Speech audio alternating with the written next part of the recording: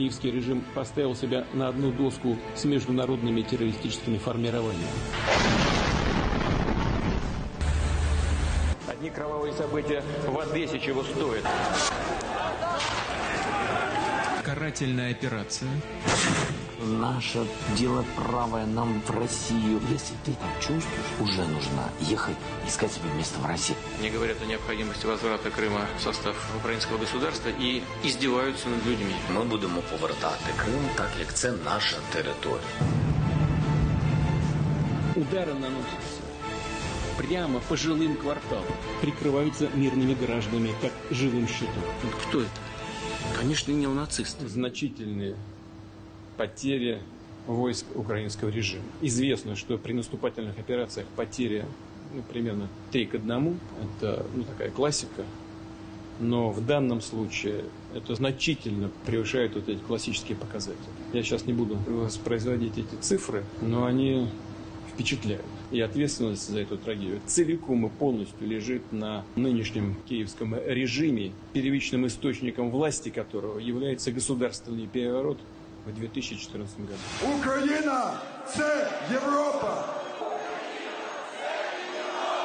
Путь от госпереворота под лозунгами сближения с Европой и защиты прав человека до начала откровенного террора. Украина прошла за считанные месяцы, когда еще до свержения Януковича одна за другой захватывались областные администрации на западе Украины, то это горячо поддерживалось и называлось борьбой за свободу. Ну а когда затем, после крови и убийств в Киеве, в другой части страны возмутились и заявили о желании сближения с Россией, то захватившие власть назвали их сепаратистами, террористами и отправили против них войска. Захистити громадян Украины. Так называемая антитеррористическая операция против тех, кто не совершил ни одного теракта. Вот такими методами. Мариуполь, 2014.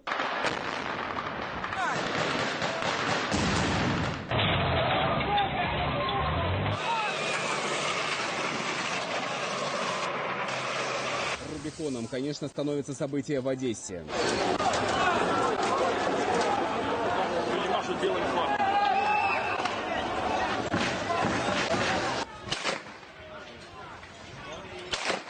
Когда людей сжигали заживо. Как можно поддерживать последовавшие затем попытки с помощью вооруженных сил подавить людей на юго-востоке, не согласных с этим беспределом? Повторю, как можно это поддержать? Причем под лицемерные разговоры о защите международного права и прав человека. Это просто чистый цинизм. Вот тот кошмар и ужас, который произошел в Одессе, он пока не получил должной, адекватной оценки международного сообщества. Должно проведено быть тщательное расследование. Безусловно, найдены преступники и наказаны. И мы все должны добиться именно этого результата. Потому что если этого не будет, тогда будут созданы благоприятные условия и для террористических проявлений. Никто не наказан. Более того, вдуматься только, что говорит глава МВД в телеэфире на всю страну. А надо было тогда Донецкую администрацию взорвать на корню. Пусть погибли бы, хай бог простит, 50 террористов. У нас бы не было 5000 смертей в Донецкой области. Аналогичное Луганское СБУ. Он что, залп сделал, изверг?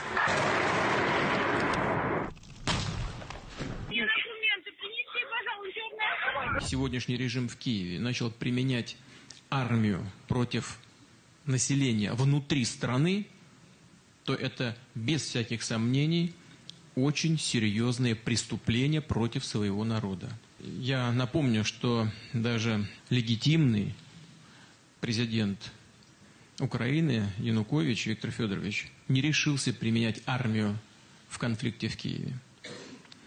Не пошел на это, будучи избранным и будучи верховным главнокомандующим. Если вот эти люди перешли вот так называемой острой фазе, это просто карательная операция. Ведь это не ополченцы Юго-Востока направили свои боевые подразделения к Киеву, а напротив, киевские власти подогнали вооруженные силы к Юго-Востоку, используют системы залпового огня артиллерию и боевую авиацию. И даже на уровне президента Украины не скрывается. Террор развязан именно против обычных людей. У нас дети пойдут до школы. Наши дети пойдут в детские сады, а их будут сидеть в подвалах. Так и только так мы завершим эту войну. І так, і саме так ми виграємо цю війну.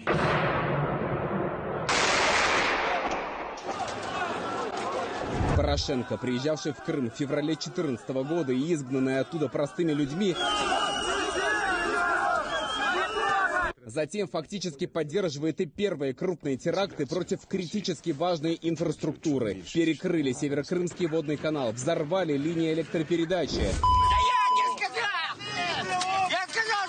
Оставили без света более 2 миллионов человек, в том числе тех, чьи права якобы особенно защищали. Здесь 90% жителей, крымские татары, после того, как на Украине так называемые активисты подорвали линии электропередач, село, как и весь Крым, живет в особом режиме. Теракт против своего народа. Попытка напомнить крымчанам, как нам жилось при Украине. Террористы, преступники. А больницы, а дети, а старики. Это серьезная вообще вещь. Все молчат. Как будто так и надо. На что они рассчитывали? Просто я даже не понимаю. Что все встанут на колени и будут просить подачку какие-то? Удивительно просто. Удивительные идиоты. Просто те, кто... Они говорят о необходимости возврата Крыма в состав украинского государства и издеваются над людьми. Ну что ж, это в выборах такой. Ничего нового и удивительного здесь нет. В эфире украинского телевидения уже тогда ненормальное для здорового общества неприкрытое злорадство над бывшими согражданами. Так проживет ли Крым без украинского электричества? Мы крымчане. Нас без хрена не съешь. Поблагодарите еще раз крымчан за их сдержанность, за то, что они верят вам, всем нам. Это будет надежная собственная система генерации, связанная и с основной энергосистемой России, и плюс еще своя собственная. Удалось прорвать энергетическую блокаду Крыма. Собственно говоря, не сомневаюсь, если потребуется, мы любую другую блокаду прорвем, если кому-то захочется нас потренировать. И в тех словах тоже ведь был сигнал: давайте договариваться. Но в ответ первые попытки проникновения диверсионных групп в Крым. Те люди, которые захватили в свое время власть в Киеве и продолжают ее удерживать, вместо того, чтобы искать способы мирного урегулирования, перешли к практике террора. Это очень тревожная вещь. Те, кто поддерживает сегодняшние киевские власти, должны все-таки определиться, чего они хотят. Они хотят, чтобы их клиенты и дальше занимались провокациями подобного рода, или они хотят все-таки реального мирного урегулирования. Преступная спираль лишь раскручивается. Киевские власти кичатся терактами на Донбассе. Захарченко убили человека и руководителя одной из республик. Прямое политическое убийство. А в самом Киеве закрывают глаза на убийство тех, кто осмеливается говорить хоть что-то против происходящего. Только что сообщили, что там застрелен Олесь Бузина. Это не первое политическое убийство. Мы на Украине имеем дело с целой серией таких убийств. Баллончиком прыснул прямо в обличье. Немыслимые для любой страны кадры, но для Украины норма. Бои в храмах, поощряемые властью.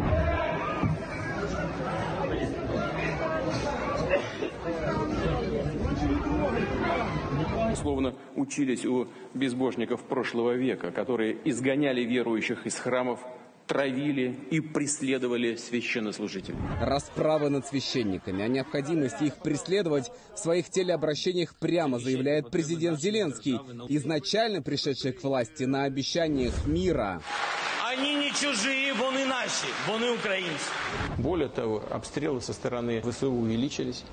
Ну, а говорилось о том в ходе предвыборной кампании, что они прекратятся.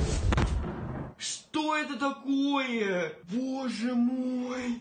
Если ты живешь на территории Донбасса сегодня, временно оккупирован, и ты считаешь, что наше дело правое нам в Россию, вот мы русские, это большая ошибка оставаться жить в Донбассе. Ты любишь Россию и считаешь, что ты всю жизнь пребывал на территории Украины, и всегда это было, я чувствовал, что это Россия. И так, если ты так чувствуешь, я считаю, что этот человек должен понять, что во имя своих детей и внуков уже нужно ехать, искать себе место в России. Это правильно. Это правильно. Потому что без Украины на этой территории цивилизации не будет. Объявили русских, проживающих на этой территории, на их собственной территории, не коренным народом. Деление на коренные, первосортные категории людей, второсортные и так далее, это уже точно совершенно смахивает, напоминает теорию и практику нацистской Германии. А как быть людям со смешанной кровью? Как быть? Сам Зеленский еврей по национальности. Я не знаю, у него может быть там кровь намешанная. Что делать вот с этими людьми? Их что, сейчас будут, как в нацистской Германии, мерить им черепа, другие части тела циркулем и определять, как там определяли настоящего арийца и не настоящего, так здесь будут определять настоящего украинца и не настоящего? Зеленский о собственных гражданах, против которых ввел санкции. Ви їх людьми називаєте, да? А це не люди? Цікаво. Ні, різні. Є представники людей. Не всі представники людей люди, є особи, я так вважаю. Внесудебные расправы, санкции против своих граждан, что противоречит закону и Конституции Украины. Или просто убийство на улице. Убийц никто не ищет. Террор, насилие принимает все более массовые, страшные, варварские формы. Они бьют по больницам и школам, устраивают террористические акты против мирных жителей.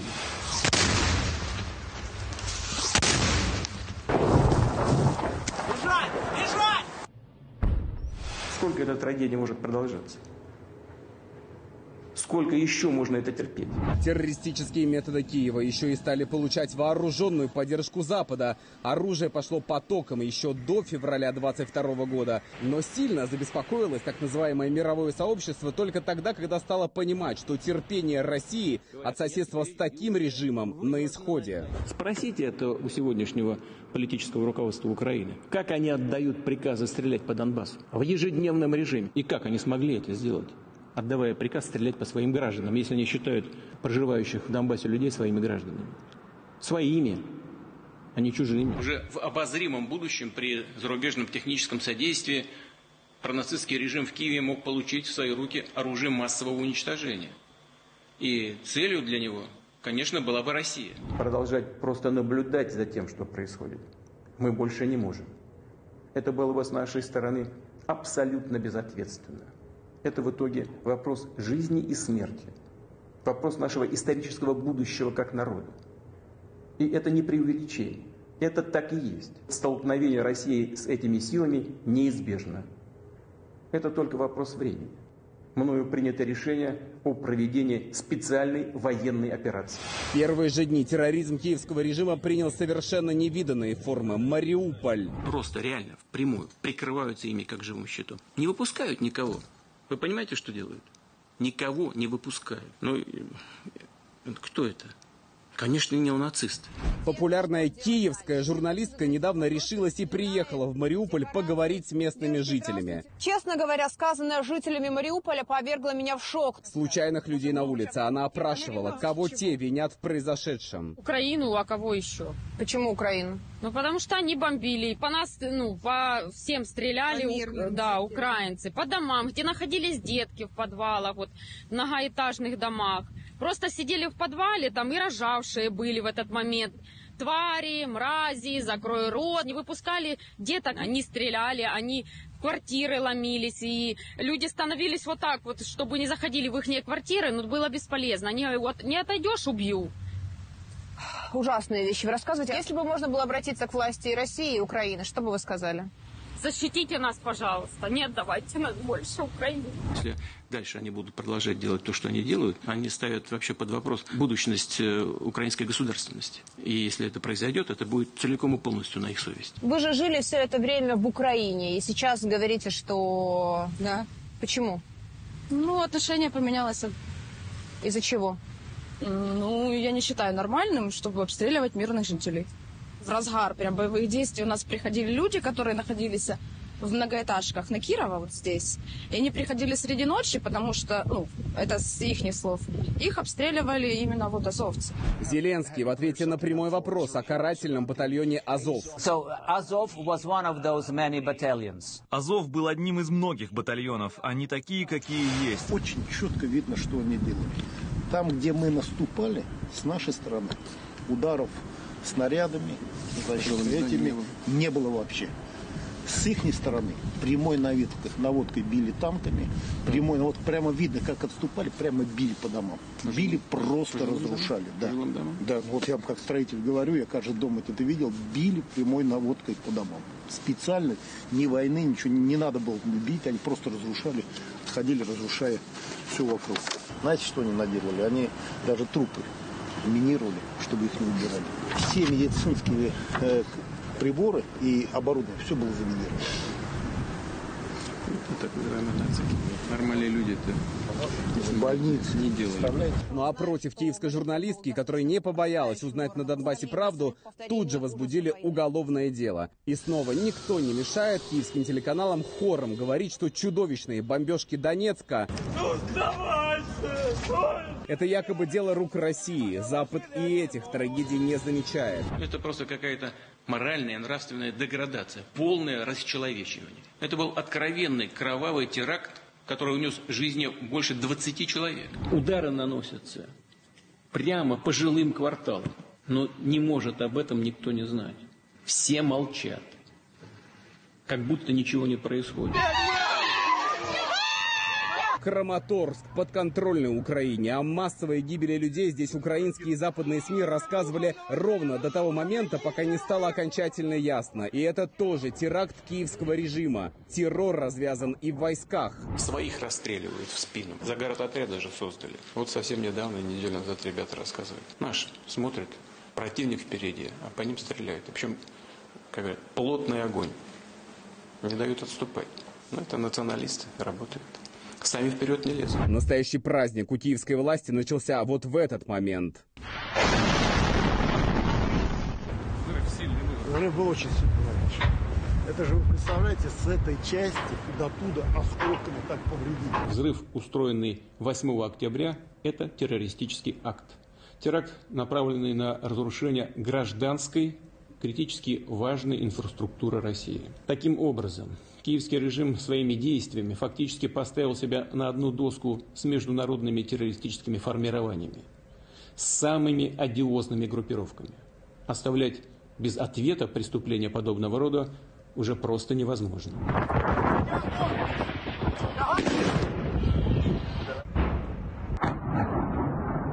Сейчас много шума по поводу наших ударов по энергетической инфраструктуре соседней страны. Да, мы делаем это. Но кто начал? Кто ударил по мосту, по Крымскому? Кто подорвал линии электропередач с атомной электростанции Курска? Кто не подает воду в Донецк? Неподача воды в миллионный город – это акт геноцида. Никто, нигде словом об этом не обмолвился. Вообще.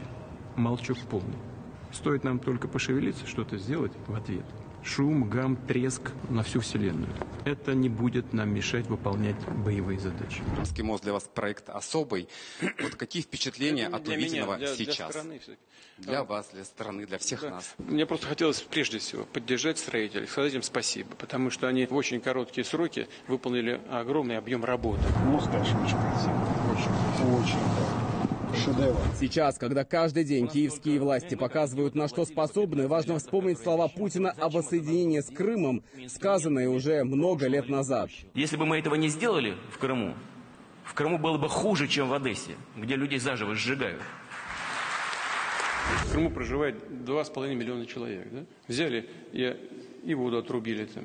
Войскам пришлось зайти и открыть воду в Крым. Вот как просто пример логики наших действий. Не сделали бы вот этого действия, не было бы других противодействий бы.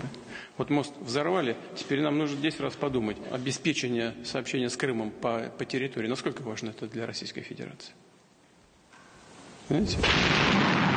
Изощренное убийство Владлена Татарского, Дарьи Дугиной, подрыв автомобиля Захара Прилепина. Дуже багато вже дістали. Очень многих мы уже достали. И есть такие медийные публичные случаи, которые становятся достоянием общественности. Атаки против мирных жителей Белгородской области, атаки беспилотников по жилым домам в разных городах. Это, конечно, явный признак террористической деятельности. Попытки вызвать ответную реакцию России. Видимо, на это рассчитано. Они провоцируют нас на зеркальные действия. Посмотрим, что с этим делать, но граждане Украины все-таки должны знать, к чему подталкивает нынешнее руководство этой страны. И просто понимать, что есть еще другие угрозы, связанные, например, с попытками дезорганизовать работу на Запорожской атомной электростанции или использовать какие-то грязные устройства подобного рода, связанные с атомной промышленностью. Мы уже об этом говорили неоднократно. Но мы знаем, что у них на уме. Есть страна под названием Украина. У нее миссия обязательно привести к катастрофе Российскую Федерацию в ее нынешнем виде. Судя по всему, к катастрофе они готовы привести и весь мир. Как иначе объяснить немыслимое ранее обстрелы атомной электростанции? Там же осколки этих химмерсов валяются и других западных средств поражения. Создает эту угрозу или нет? Конечно, создает. Прямо иногда говорят, а постоянно намекают на том, что мы обстреливаем атомную Запорожскую электростанцию. Но они сбрендили совсем, нет? Мы же контролируем эту атомную электростанцию. Там же войска находятся наши. Вы просили, чтобы находились на станции представители МАГАТЭ. Мы же согласились. Они там. Они даже отказались жить в гостинице. Они живут прямо на территории атомной электростанции. Прямо на территории. Они своими глазами видят, что происходит, кто стреляет и откуда снаряды летят. Пытались даже проводить террористические акты на территории Российской Федерации, подрывая линии высоковольтных электропередач, близкие к нашим объектам ядерной энергетики. Ну, то есть они целенаправленно в этом направлении работают. Зачем?